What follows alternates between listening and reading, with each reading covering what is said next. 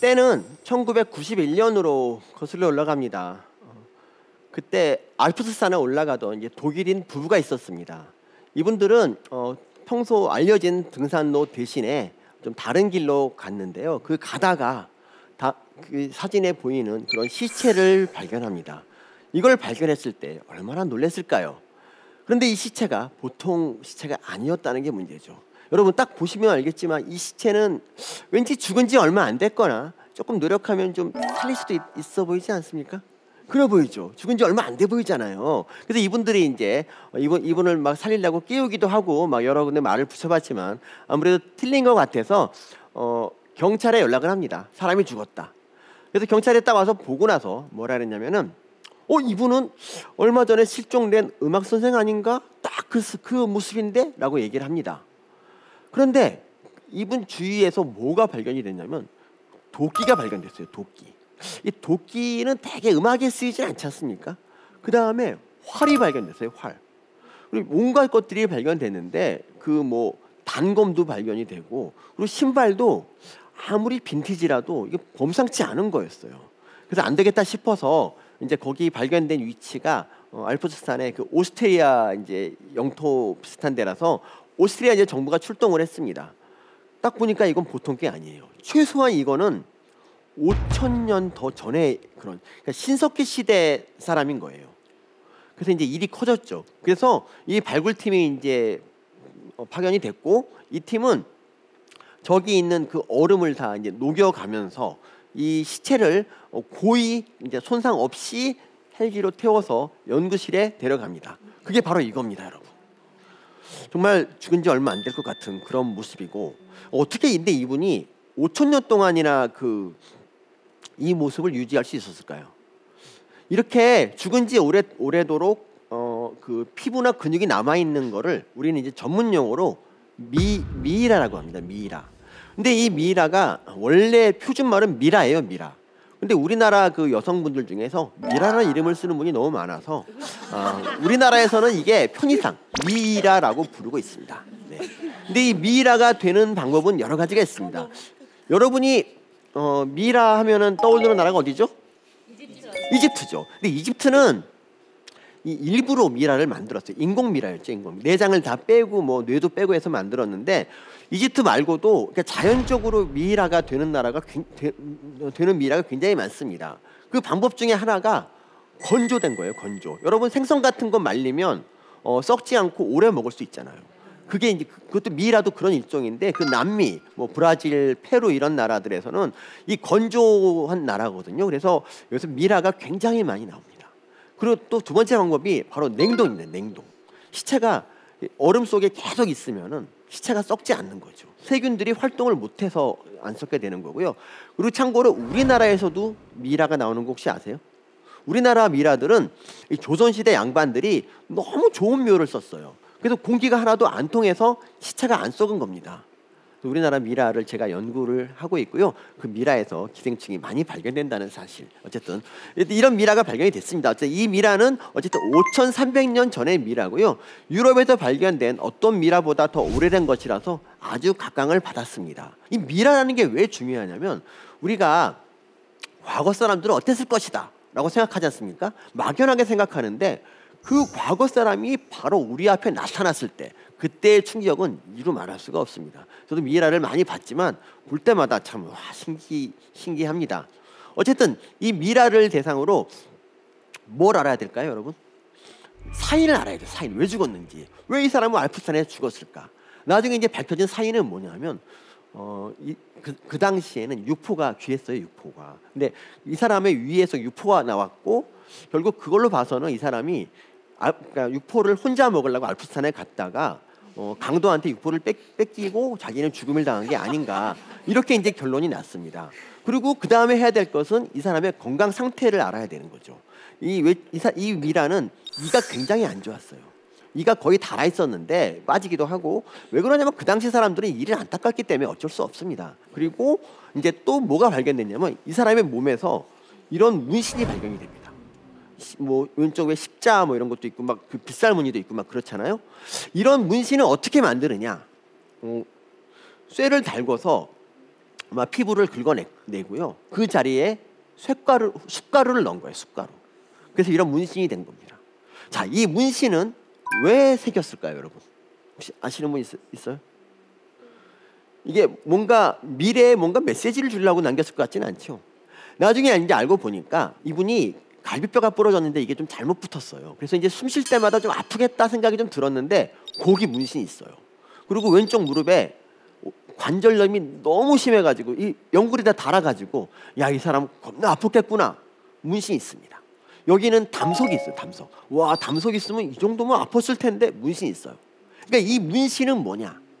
그 당시에, 그러니까 5,300년 전에 의료행위였던 거예요.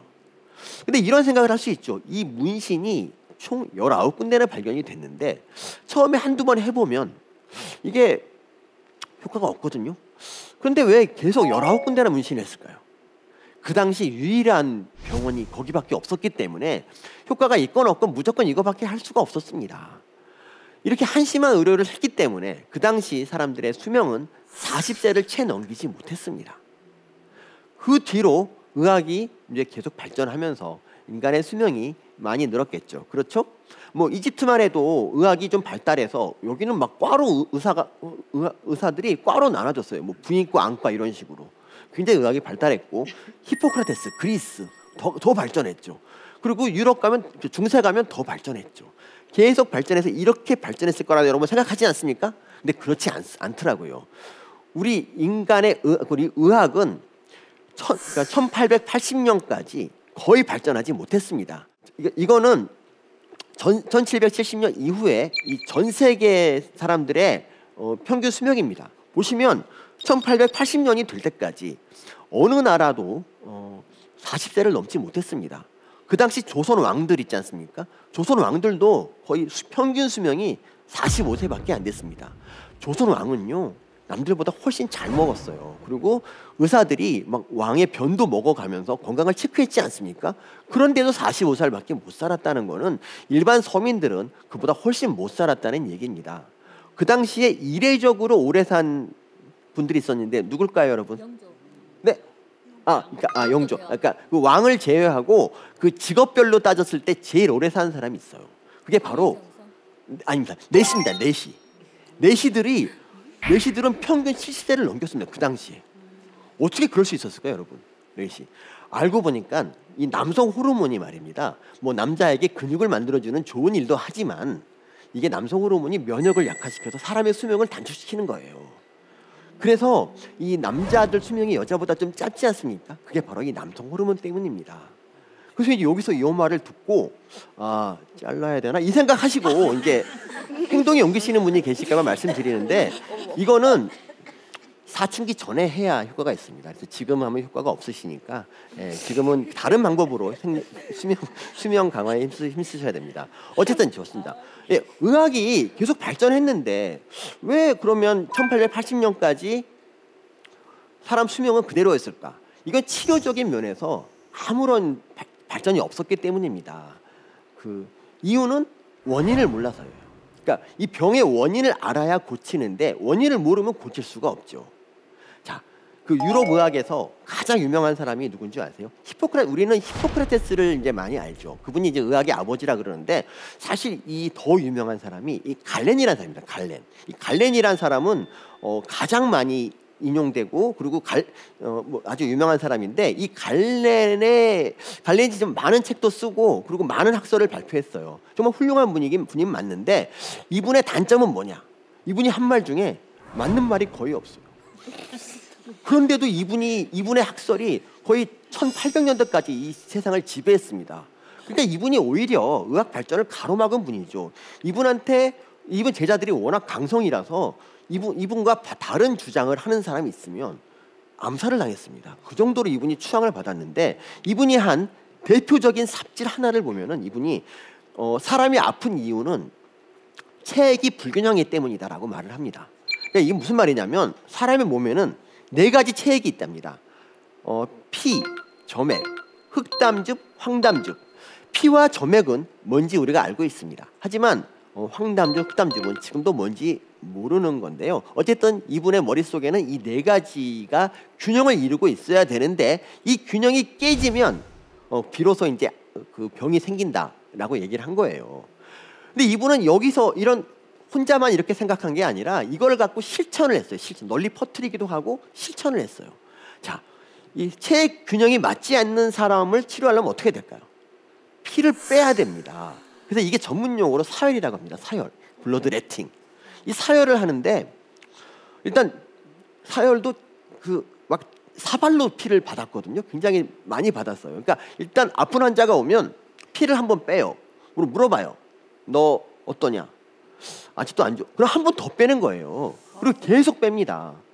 이러다가 이제 그 조지 워싱턴 같은 사람들 있잖아요. 그러니까 조지 워싱턴은 사실 1800년 정도에 죽은 사람인데 거의 우리랑 큰 차이가 없는 사람이잖아요. 이분은 또 VIP고. 근데 이분이 왜 죽었냐면 이분이 인후염을 앓았거든요. 근데 인후염은 사실 있잖아요. 그냥 가만히 있으면 저절로 나을 수가 있어요. 거의 아마 그랬을 겁니다. 근데 이분은 VIP니까 굳이 의사를 불렀고요. 최고의 의사를 불렀습니다. 그 의사는 사혈을 당시 제일 잘하는 의사였습니다. 그래서 이분이 피를 계속 뽑아요. 그러다가 2리터를 뽑아요. 2리터. 우리 인간은 말이죠. 피가 5리터가 있습니다. 1.5리터쯤 되면 뽑으면 약간 죽을 듯 말 듯 해요. 근데 2리터 뽑으면 확실히 죽어요. 그래서 워싱턴이 죽었죠. 그 의사가 뭐라고 하는지 압니까? 내가 이렇게까지 최선을 다했는데 죽은 걸 보면 중병을 알았으면 틀림없다. 다들 그 말을 믿었습니다. 근데 사혈은 그러면 이렇게 말도 안 되는 이런 방법이 어떻게 2000년 가까이 행해졌을까요? 사혈이 사실은 효과를 본 사람이 있기 때문입니다. 그러니까 피를 한 2번쯤 뽑히고 나면은 안 그래도 아파 죽겠는데 피를 뽑히고 나면 어떤 생각이 듭니까? 여기서 빨리 도망쳐야겠다. 그래서 어떠냐 그러면 나아졌어요 하고 가는 거예요. 그래서 이게 나은 사람들이 많이 기록이 된 겁니다. 뭐 또 하나는 플라시보 효과도 있다고 하는데 어쨌든 그 당시는 사혈이 이렇게 많이 행해졌습니다. 자, 이 사람이 2번째로 한 삽질은 뭐냐? 바로 미야지마설입니다. 미야지마는 나쁜 공기란 뜻입니다. 이 미야지마설이 뭐냐면 어떤 마을에 전염병이 돌아요. 거기 사람들이 다 죽었어요. 근데 그 생각을 해보죠. 아니 어떻게 이 사람들이 동시에 체액 불균형이 올 수 있을까? 이건 아니야. 뭔가 있어 하면서 아주 쉽게 생각해서 이거 나쁜 공기가 들어간 거야.